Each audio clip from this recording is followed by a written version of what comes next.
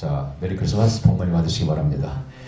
자, 오늘 본문에 보니까 한 아기가 이 땅에 태어날 것을 이미 이사야 9장에 지금 수천 년 전에 예언해 놨습니다. 성경은 너무나 흥미롭지 않습니까?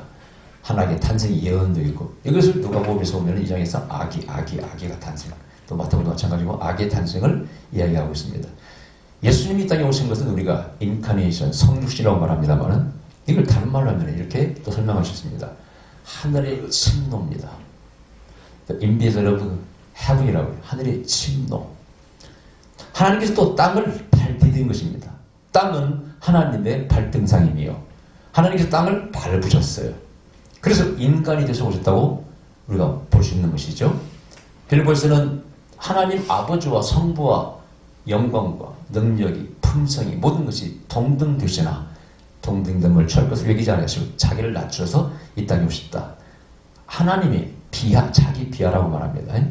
여러분, 이 세상은요, 우리가 몰라서 그랬지, 하나님의 긍휼과 자비가 물이 밑으로 흐르듯이 밑으로 흐릅니다. 그게 바로 성탄절이죠. 하나님의 긍휼하심이 이 땅에 부어지는 것입니다. 할렐루야. 오늘 보면 이제 중요한 내용을 담고 있습니다만은, 하나님의 긍휼하심 속에 뭐가 들어있을까? 사랑 속에 뭐가 들어있을까? 오늘 보니까 흑암의 백성들이, 고통하는 백성들이 고통에서 벗어날 거라는 거예요. 할렐루야.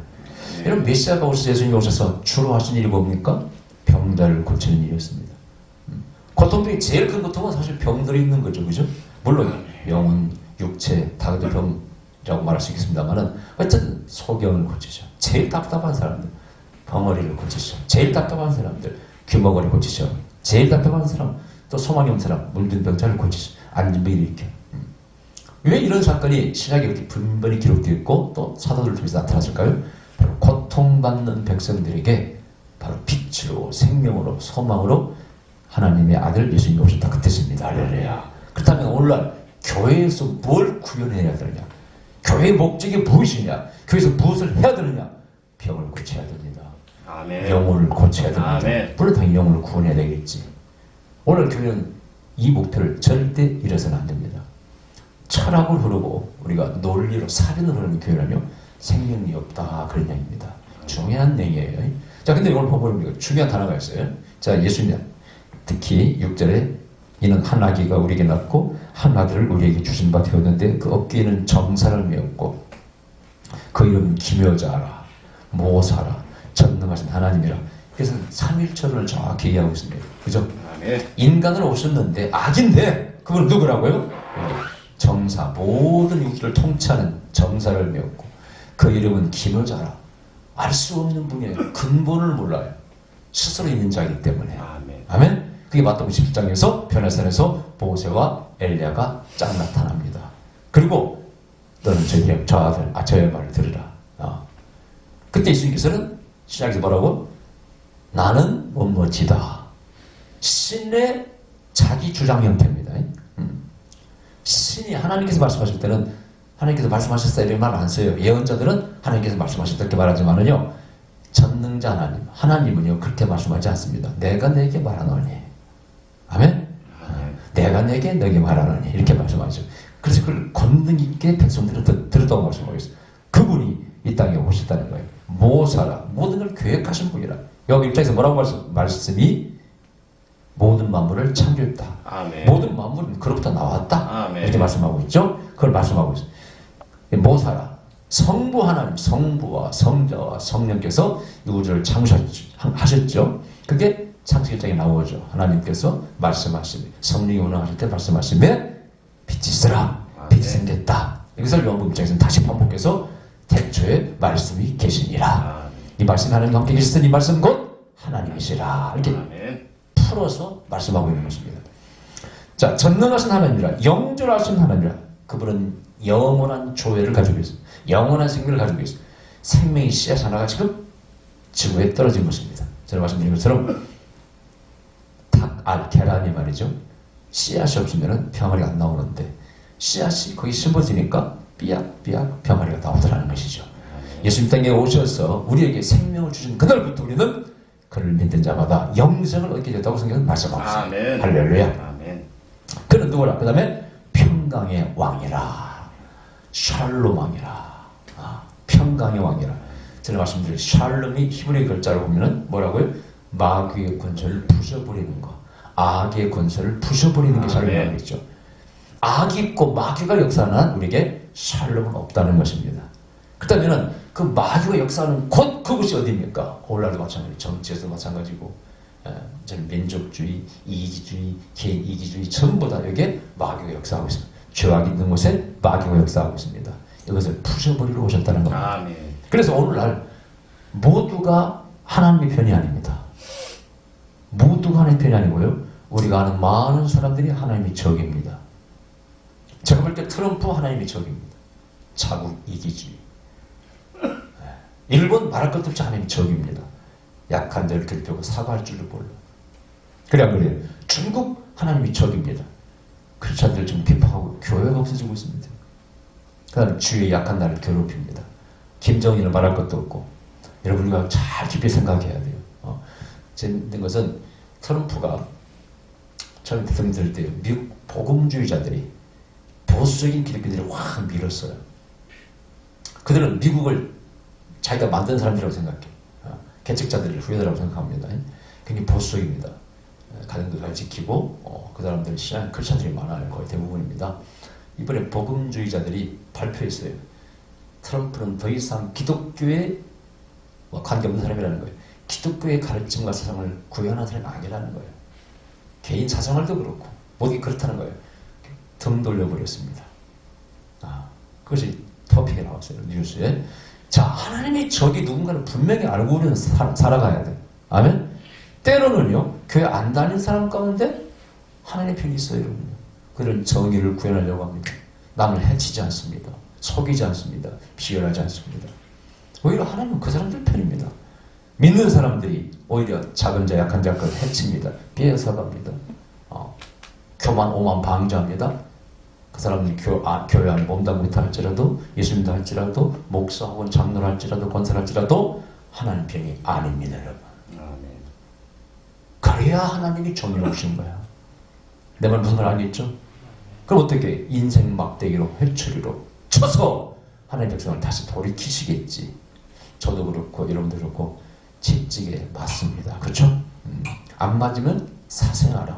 하나님의 자녀가 아니라. 아멘. 우리가 예수님의 탄생을 통해서 과연 우리는 하나님 편인가? 하나님의 자녀가 깊이 생각해.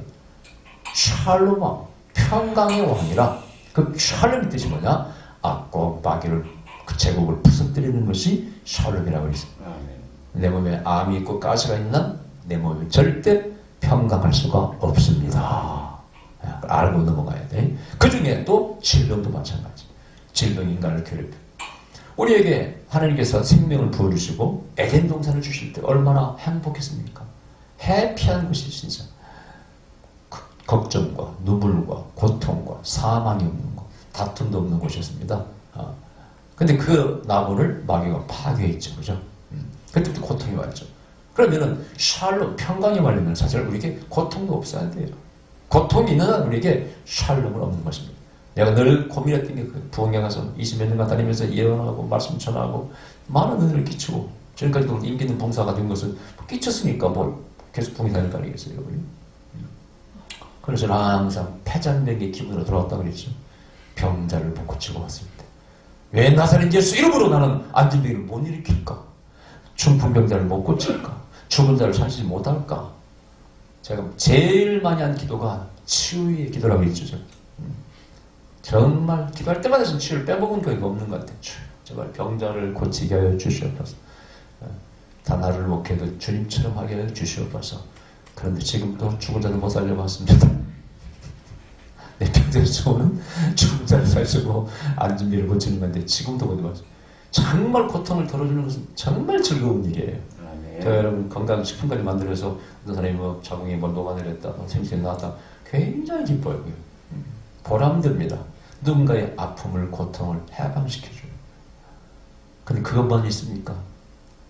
요즘 제가 많은 어려운 사람들의 심령을 참 이해가 됩니다.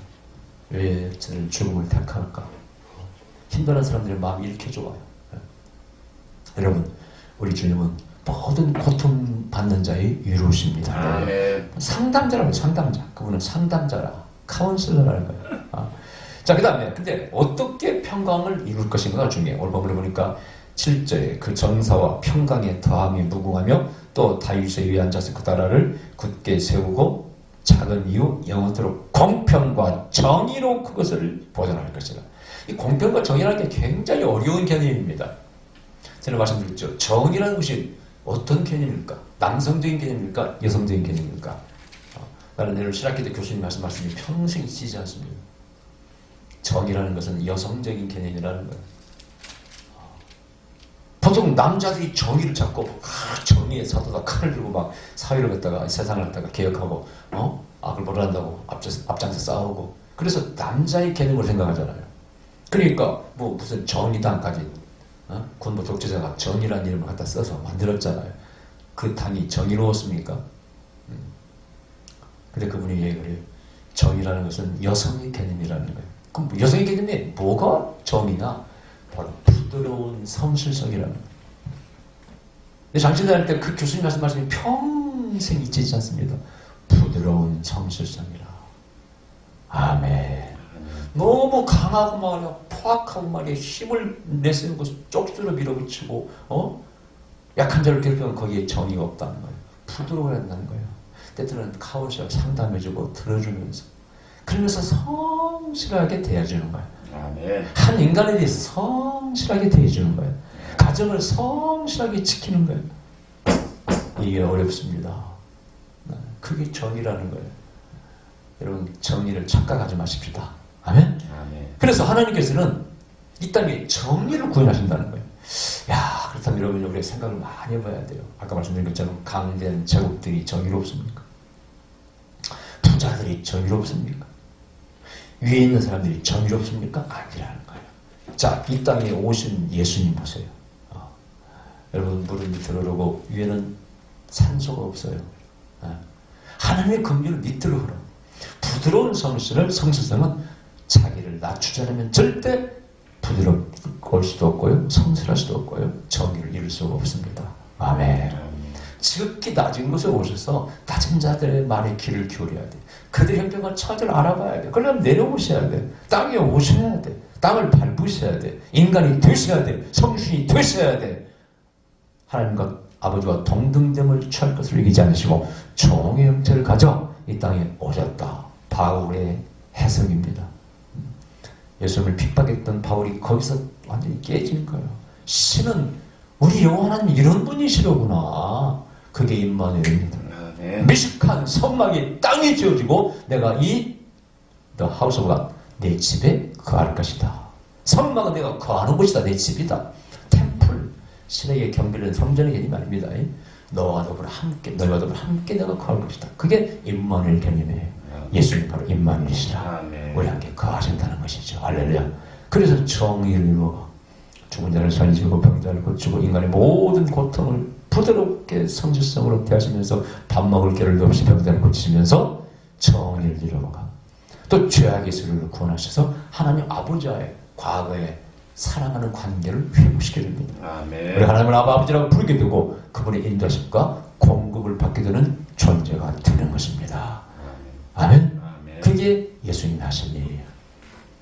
내일 우리가 성탄절만 할 얘기지만은 오늘 성탄절은 호텔 정면에 제일 반깁니다. 백화점 정면에 제일 반깁니다. 장사 속으로 달려오는 것이죠. 뭐 우리 기독교에서 나쁘진 않아요. 그런 성탄절 무드를 만드는 거니까 요즘은 더 약해졌죠. 이 무드가. 나쁘진 않습니다만은 본질적인 성탄의 의미는 그거는 아니죠. 물론 선물도 해야 되겠죠. 성탄절 때 감사를 표하고.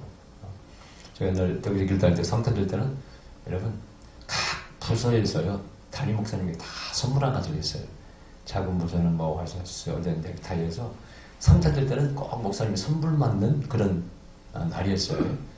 저는 대구에 그걸 배웠고 봤습니다. 참 기대가 되죠. 기대가 돼. 할렐루야. 여러분은 1년 내내 물론 여러분들도 봤죠. 제가 뭐 기도 예언도 드리고 뭐 치유도 드리고 다 기도해 드립니다만 어쨌든 그날은 여러분이 감사하는 날입니다. 의무를 떠나서 그죠? 또 우리가 서로 인사를 나누는 것이 메리 크리스마스 많은 인사를 보내죠. 이제는 그 인사도 옛날에는 카드가 굉장했습니다. 그죠? 문방구에 카드가 여러 종류 카드가 만들어져서 저도 그걸 막 몇십 장씩 보내고 받고 했는데 이제는 그런 문화도 사라지고 전부 다 카톡으로 땡땡 문자로 땡땡 보내는 시대가 왔어요. 그거라도 보내니까 감사하죠. 안부를 묻고. 자, 어쨌든 우리가 이 성탄절을 맞이해서 다시 한번 생각해 봐야 됩니다. 왜 하나님이 이 땅을 밟으셨는가? 왜 임만을 하시는가? 왜 평화의 나라를 세우시기 원하시는가? 왜 그분은 정의의 방법을 세우시는가?